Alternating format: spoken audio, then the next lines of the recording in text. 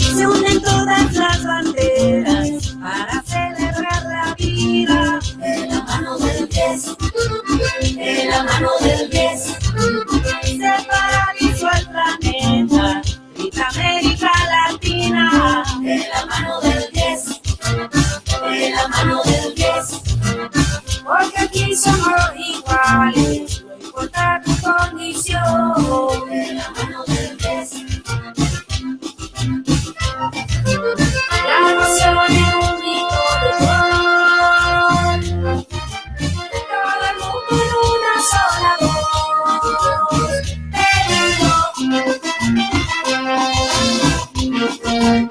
De la mano, el mismo precio, de oriente a occidente. Vamos para Rusia, que allá también gente. No importa tu raza, tu credo, tu bandera. Existen de colores en una sola tierra. Desde Asia hasta Oceanía, todos viven en alegría. Europeos, africanos y latinoamericanos. No importa dónde venga, porque no somos hermanos.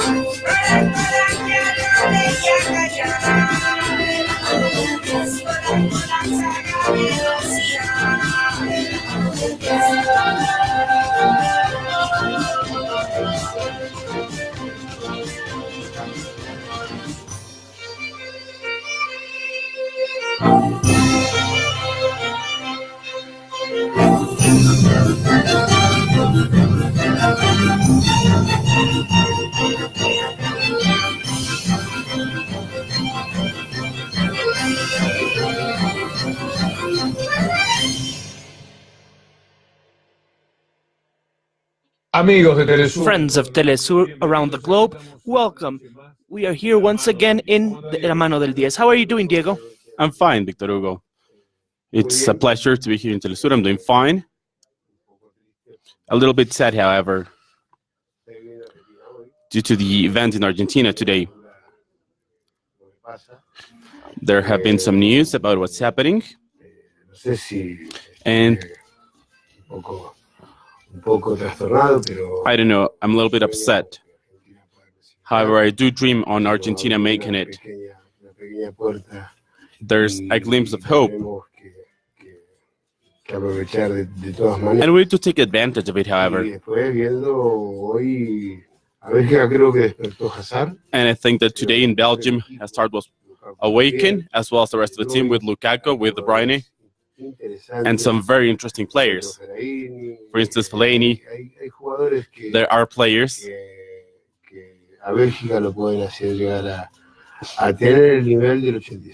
that can make Belgium as good as the 186. But today's satisfaction for us was Mexico. Yes. Mexico always had the game in its hands. They kept it on passing and running, on helping each other as a team, of playing, of talking inside the pitch. It was not a silent team as the one we saw before, where they would usually just score and go happy. There was a goal that was fantastic at the end, which causes you to fear a little bit, but they kept on playing very well. Yes, exactly. They never gave in. They never gave the ball to the opponent. Mexicans always were good at running, but today instead, they did the opposite, so they kept on running and running. Today we saw a team of Mexico that is becoming more and more confident. As long as the minutes go by, they find the players and they find figures, as Guardado, for example. And there are some interesting passes. You can see that Osorio, also as a manager, influences the team. Because each one who walks by him, he always tells them something. And then they bring this message to the middle of the field. You can tell. Yes, you can notice. And then you see this on the field. Oh, so they were attacking us on the left, so we're going to block them. And we're going to bring our defense to the left. And they have a specific merit because their players are all Mexicans. And the Belgians and the French people are very lucky, particularly with immigration, because in reality they have a huge influence with Yes. the Africans that arrived to their country to be able to see if they could put football in the correct path. And they are putting Belgian football on the correct path. Yes. They have gotten better, and we saw something of this in '86. After that, they fell into a well, a deep, deep well, just like the Africans did, that always lost, and then the Nigerians. And after that, you can see that Nigerians weren't even protagonists in the African Cup of Nations. But today you can see that they're doing what we requested them to do, to play together and play against the other team. Talking about immigrants, Diego, the production team found in our country, or in this country, some Tunisians, and you're going to enjoy this a lot for you and for all of the friends of teleSUR. So let's check it out.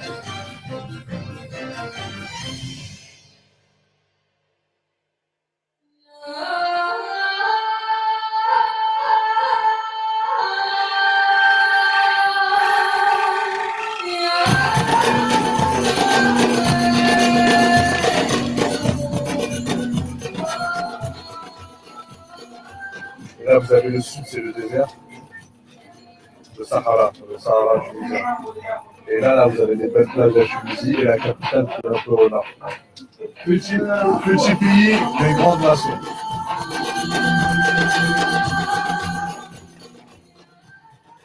Comme tous les coupes du monde, il n'y a que comme l'Allemagne, l'Argentine, le Brésil, voilà, pas grand chose, pas de surprise. La Tunisie, j'aime bien qu'ils gagnent, qu'ils passent au deuxième tour. C'est mon pays quand même. Je le supporte et tout, j'aime bien. Mais ben voilà. Ah, c'était contre l'Angleterre. Ah, je me rappelle bien quand j'étais tout petit. Oui, Maradona, c'est hand of God. Yeah, oui. Là, à l'époque, c'était la ville, c'était un Tunisien aussi. Oui, il s'appelle Ali Ben Nasser. Et Maradona, il était en Tunisie. Oui, il a rencontré l'arbitre et tout. Ben voilà. C'est part of football. Ah, pour Diego Maradona, on vous aime bien, Maradona. C'est vraiment, vraiment, vraiment le grand joueur et le meilleur joueur de tout le temps. Pour moi, c'est le phénomène, c'est l'euro. C'est vraiment La Mano Del Diez.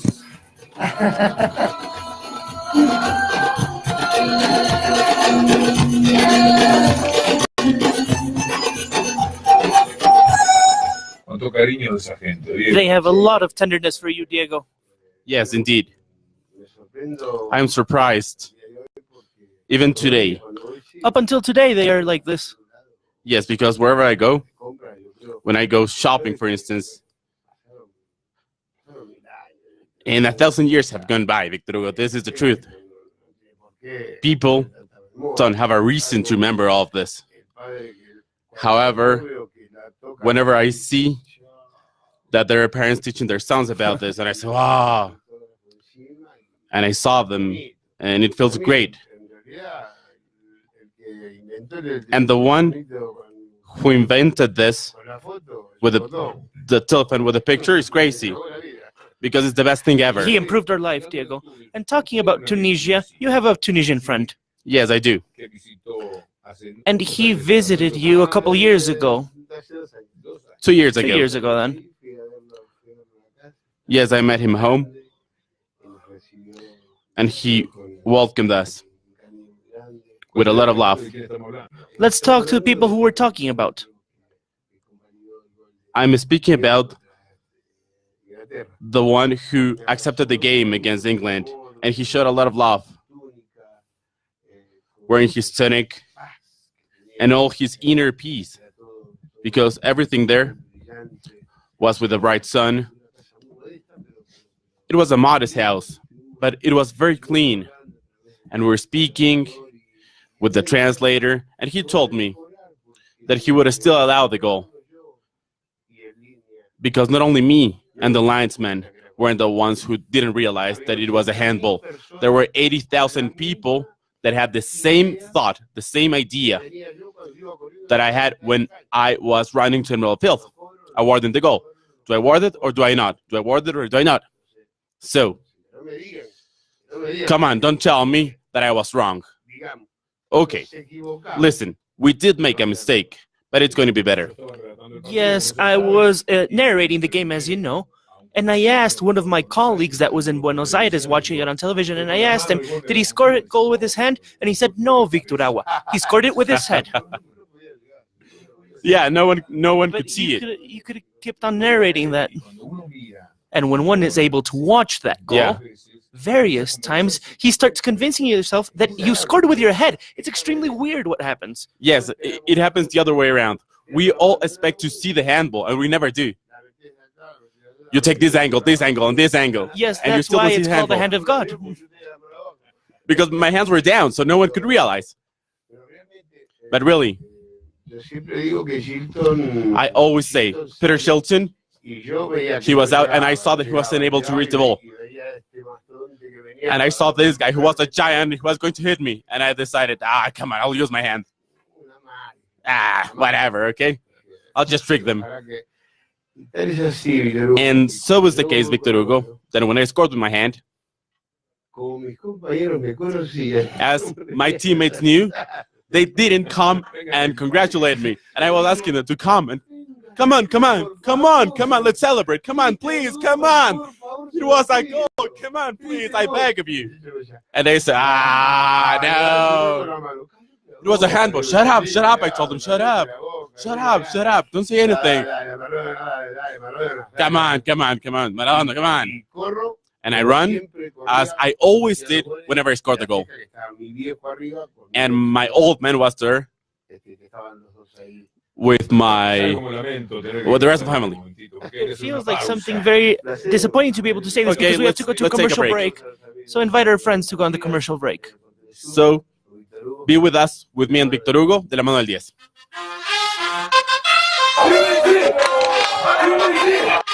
Tú nos dices que debemos sentarnos, pero las ideas solo pueden levantarnos, caminar, correr, no rendirse ni retroceder, ver, aprender cómo escoger absorber. Nadie se ve, todos faltan, todos suman, todos para todos, todo para nosotros. Soñamos en algo que se coja el imperio, lo gritamos algo, no queda más dentro. Estoy en su podría, es alegre de día, de valientes que sobran de la danza que vendrá. Levantarnos para decirle paz, ni África ni América Latina se suba. Un barro con cosas con la pizza para que alegría, provocar un social terremoto en escuchar.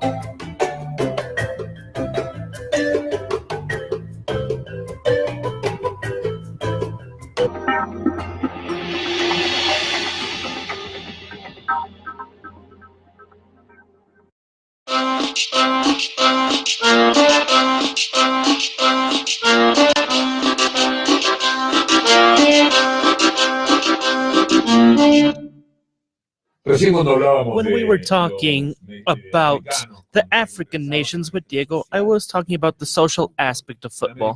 In Latin America, in Buenos Aires, I think that there is something that explains it in your ability. I think that it comes hand by hand with how these teams are directed. I think that Africa always has some players as Drogba and others, and there are other players like Yaya Toure and some other players. And people usually told me that they were watching our games and that they went there and played. They were playing in the streets. They were playing on asphalt.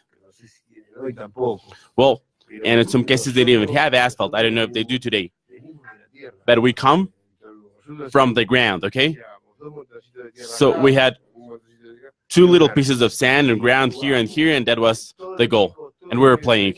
And all the lads who came and were playing, and sometimes there was someone bigger or something. But this has been lost. Today, we cannot see. Yesterday, Neymar was dribbling the ball, doing some things that you don't see anymore. And I remember that I did it like 20 times. However, you also need to see the moment to do it. There are times where you can do this, and you can understand the momentum of football. If football is dull, then players become dull and dull. And we cannot allow this, Victor Hugo. Whenever I go to Seiza, and I take a look to my right, and I see the little football field that there's in Avenue General Paz.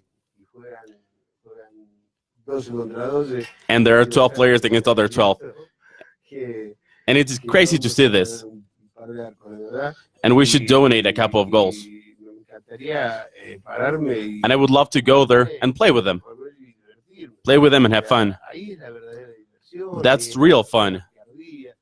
That's the real street play. So this is where the love for football is born. If you don't have a field that is not perfect, if you are not hungry for playing on the first division, you need this type of field. Playing dark when the sun comes down. Of course, my mom used to tell me, but please, Pelu, take a look at this. Take a look at how you're doing. You're full of dirt. How do you play? I told him, Mom, come on. We're just playing. And we were tired, and we need to win. But I'm not waking tomorrow to continue playing if I don't win. So this was the case. It's the biggest passion that we have. And with regards to this, there's a very interesting thing with somebody that's a very referent in this area, talking about the social aspect of football in Argentina and in Latin America as well.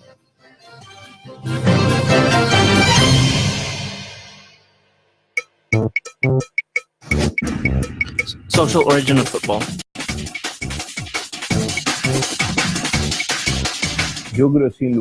I think that without a doubt, the great school without teachers is the football pitch in the neighborhood. It is the place where most footballers come from. And they made this sport big, even before they became champions of the world. This was the one who was a world champion with me, wasn't him? The pitch in the neighborhood was somewhere where you could have free reins for your creativity, for your imagination, for being spontaneous. And you had absolute freedom. You had 4 or 5 fundamental qualities that a professional footballer needs to have. It was not a defined space. The neighborhood pitch could have been the hallway in your house where you played one-on-one, your brother against a brother, when you used to play with your children. It could be any space where there's no type of intervention. As I said, I have never been able to know the master of these excellent players, the teacher of these fantastic footballers, and I was never able to find a teacher who could teach us how to play football. And I do not believe that Diego, for example, when he used to play in Figurito, he had to do specific training aspects. He did not have to play with his back against the goal. He simply had to dribble. And it was completely different to play. And for me, and without a doubt, is the most fantastic footballer of all times. Juan Carlos told him, football is a future work, but you have to reach there by playing well. And you will start losing if you begin working instead of playing. My first dream is to play at a World Cup. My second one is to become a world champion. Sabía el señor Rossi lo que decía. Mr. Rossi knew, and he said He knows. He knows a lot. He was a world champion with me in Japan. And he is an excellent coordinator. Today he coordinates the under-18s. And he's speaking about the things that should happen and what football should be today. And it is true what he's saying. When I was a kid, I didn't warm up before the games. What is a warm-up? I asked them. I was just playing and running. And that's it. Without knowing that you had to mark the one on the left, the one on the right, the one who was able to take corners. It was just whoever was near. Okay? So this story, this is a story that we often go back to because this is lost. Playing in a neighborhood in Argentina. we had cities and cement parks now. Concrete stole the joy from us of having the possibility of having 20 guys with just a small ball having fun.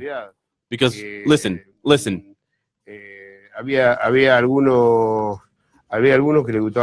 some of them liked cars, and what I often say, the neighborhood pitch was this. It was just being there in the ground. That was it. You were either footless or wearing something.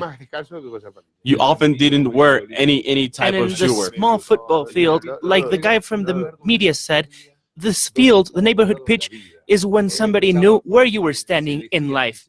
You started to walk on that pitch, Of course. and then they would say, he will do this. I choose him, you choose him. And that was very cruel when you chose kids. There's something that I'm always asked. And they ask, were you often chosen? Because in Cebollitas, Fasi put us together, and then there was a captain and vice captain. They had nothing to do here. And it was Bolorita and Osvaldo or Gatti that were the captains. And this and that. And then first Diego. So I always felt as if I was important. And then I told my old man, I was the first one chosen, Dad. Come on. Yes, of course. It's really strange. I always get elected first. I must be playing well. Did you ever go to No. Never a goalkeeper. That Never was a an keeper. offense to you, apparently. No, never. There's an anecdote with my daughter Dalma, who was playing hockey. And she said, okay, so she was playing hockey and everything, and they were playing and they were changing positions. They said, Dalma, goalkeeper. She said, what? If I tell my dad that you asked me to be a goalkeeper, I will be taken out of school. We have to go to a commercial break, Diego, unfortunately. Please tell people that we will be right back. Of course. It's really shivering to remember all these beautiful things. Remember Rossi and the champions. Because neighborhood pitch made us be able to win a World Cup. We'll be right back.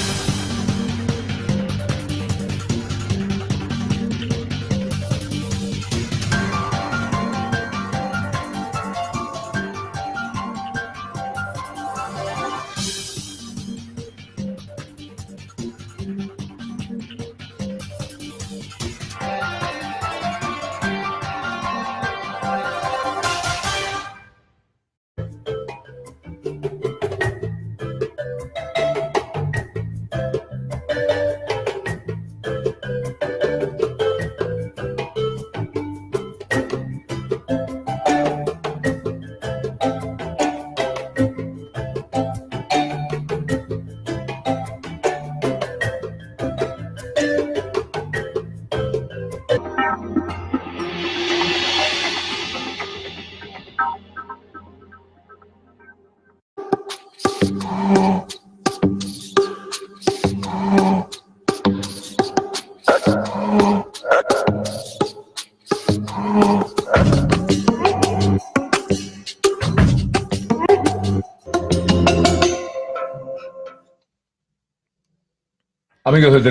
of teleSUR, we are back with Diego and we're going to talk in the Mano Del Diez, and we are going to talk about tomorrow's match day, particularly Colombia.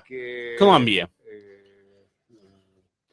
is a team who, as you see, we are waiting to see a more aggressive team, a better one, to move faster and better. And maybe Peckerman will tell his players that they are the ones that should get the ball in order to attack the rival. And positive that they are working a different way. I figure, at least. Because I think that Jose is someone who achieves things. And this is all good. But I still wanted to speak about something that's very delicate. Sanchez, the one with the handball, he was threatened. And this makes no sense. No sense at all, guys. Here, this is just an instinct, you know? As I scored a handball against England with Peter Shilton, this guy saw the ball by him and he said, okay, so if the one behind me beats me, then they will kill me. My teammates will kill me. So he used his hand. And I would like to tell the viewers of teleSUR that the thing that happened with Escobar wasn't about the goal, about his own goal, okay? Escobar's murder was a fight in a nightclub, okay? Let us not add Escobar or football to this story, okay? So those threatening Sanchez today, this should not count, okay? We're not here deciding whether someone has a handball should be killed. No, Escobar's was something different. It wasn't about his own goal. It wasn't about Colombia being eliminated. Do you remember Suarez's handball? That handball in 2010. Yes, the one where he set the goal. And then he went crying in the penalty kick, and then everything turned around. Yeah, they failed the penalty. This was a handball. That perhaps it's almost logical to do that handball. If they're going to score, you put your hand up. The bad thing is now that they sent you off. If it was only a penalty kick, there would have been the possibility that they could have missed the penalty. But now they sent off the footballer. The Colombian player got sent off. This was a very bad thing because there was a penalty, a goal, and a player down on the pitch. We're not measuring all things happening on the field. Let's watch the segment from our colleague that tells us the story about Escobar. Let's tell us how they present that story. Okay, let's go.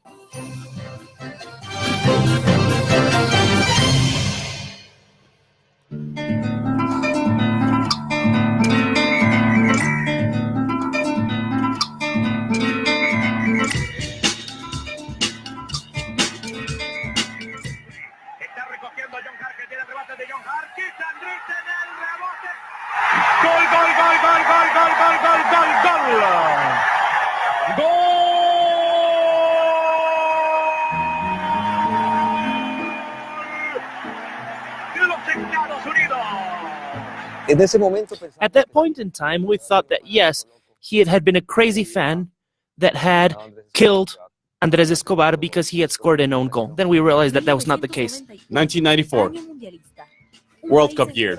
A whole country full of expectations was facing a party with a team that after beating 5-0 Argentina, Buenos Aires was a favorite and was going to make it internationally. Andrés Saldarriaga Escobar, one of the most respected and beloved players in his country, was just the champion of Libertadores in 1989 with Atlético Nacional and was part of the return of Colombia in 1994 to a World Cup. He was playing his second game, but he made a mistake that was fatal. The own goal he scored in the game against the United States determined the elimination of his team. July 2, 1994, Colombia heard the news. 6 shots killed the gentleman of football. The world was in awe. The murdering of Andrés Escobar showed the degradation of the country in its highest expression. And it was only a reflex that he had, and it reflects our society nowadays. I think that we are guilty of this.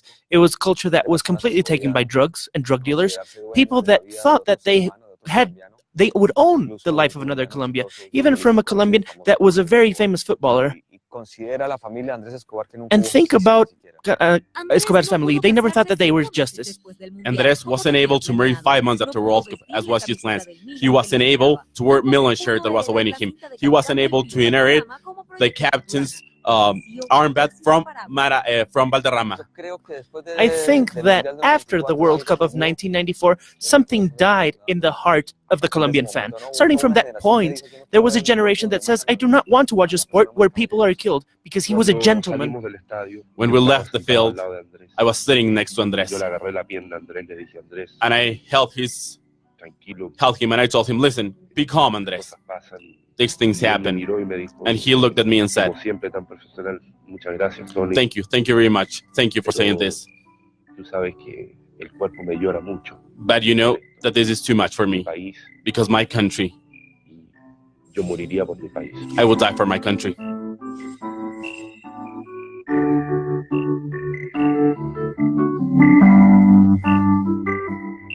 ¿Qué le pareció, Diego? What did you think about that, Diego? Those were times, very difficult times in Colombia back then. But as the journalist said,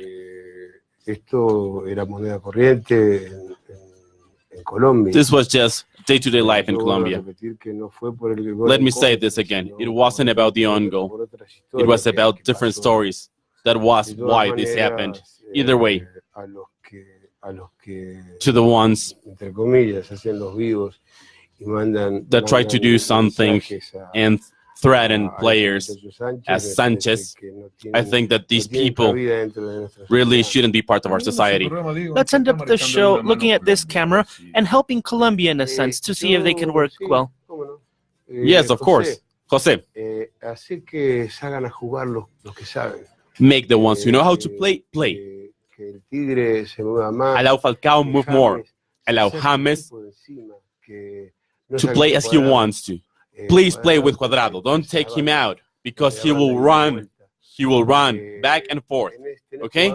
You have very, very good players to play and to win, and Colombia needs this. Due to what we just saw, football didn't die in Colombia. Colombia is more alive than ever, because Colombia wants peace just like the rest of us. I send you a hug. And talking about giving out hugs, we have to give hugs to so many friends throughout the globe. We always say hello to a channel, and I'm going to start with channel 22 in Mexico that today has its 25th anniversary. Congratulations. Myself in Bolivia, of our friend Evo. And I have this here. These are the children of my sister, who's watching as we send them a big kiss. Their names are Gael, Martina, Francesca, Renato, and Vito. So I would like to send a hug to my sisters. I love them more and more by the day. I haven't seen them in a whole year. But they play very well as well, don't they? They play very, very well. Keeping a house as they do, with all their order, with the respect that they have at home. It's clear that Mom did things right. I was missing one thing. Villanueva TV in Colombia. Since we're talking about Colombia, we have to mention them. Villanueva. Send them a huge hug to them. Greetings to them. It's the end, Diego. And tomorrow, God willing, we will be back. And tomorrow we'll be back. We'll continue fighting. And let us hope that programs continue having the same success that we've had so far. We don't want more or less. We want you to be with us, there, next to us. In De la Mano del Diez.